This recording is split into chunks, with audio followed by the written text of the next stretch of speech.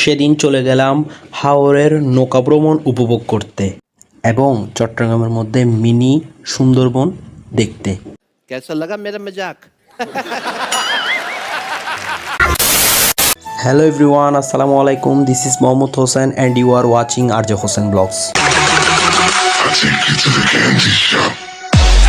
তো সেদিন আমরা পুরো পরিবার চলে যাই দাওয়াতে।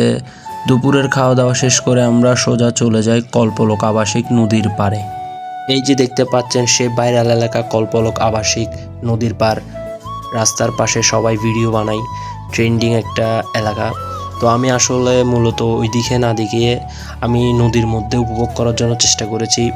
সত্যি বলতে এত সুন্দর একটা ওয়েদারের মধ্যে নৌকা ভ্রমণ এবং পরিবারের সকলকে নিয়ে নদীর এই পাড় থেকে ওই প্রান্তে চলে যাই, যেটা হচ্ছে বোয়ালখালীর পরে। সত্যি বলতে ওইখানে যাওয়ার পর আমার এক মুহূর্তের জন্য মনে হয়েছে কেন জানে আমি সুন্দরবনে আসছি। কার না ভালো লাগে বিকালবেলায় নদীর তীরে গ্রামীণ একটা পরিবেশে পরিবার নিয়ে একসাথে সময় কাটানো। চমৎকার একটা দিন কাটালাম। তারপর এদিকে আমরা শালা দুলো ভাই একসাথে দুষ্টামি করে করে যাচ্ছিলাম। তাকে আমি বললাম ভাই একটা গান করেন, তিনি হাসতেছে, বলতেছে না আমি পারি না। তো আমি আর ভাইয়া অনেক রিকোয়েস্ট করার পর আসলে গান করলাম।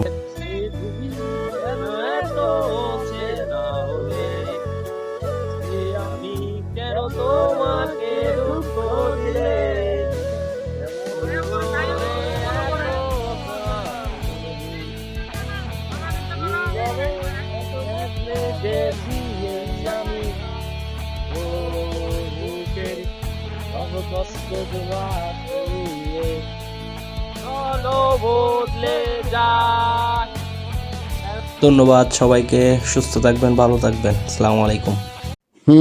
সেদিন চলে গেলাম হাওরের নৌকা ভ্রমণ উপভোগ করতে এবং চট্টগ্রামের মধ্যে মিনি সুন্দরবন দেখতে। कैसा लगा मेरा मजाक।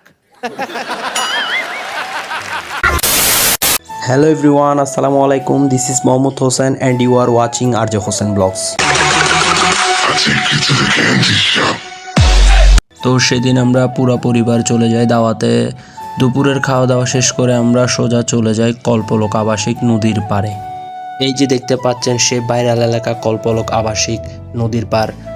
রাস্তার পাশে সবাই ভিডিও বানাই, ট্রেন্ডিং একটা এলাকা। তো আমি আসলে মূলত ওই দিকে না দেখিয়ে আমি নদীর মধ্যে উপভোগ করার জন্য চেষ্টা করেছি।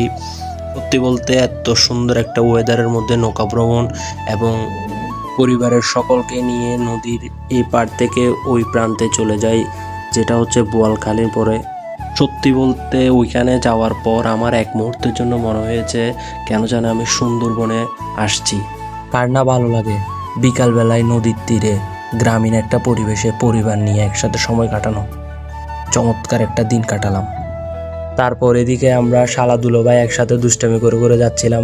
তাকে আমি বললাম ভাই একটা গান করেন, তিনি হাসতেছে, বলতেছে না আমি পারি না।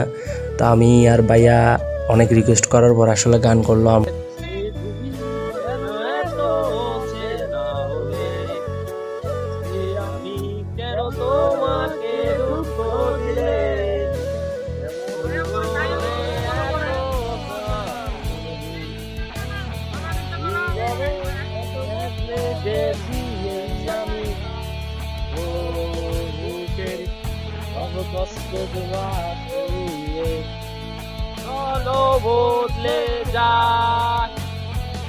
ধন্যবাদ সবাইকে, সুস্থ থাকবেন, ভালো থাকবেন, আসসালামু আলাইকুম।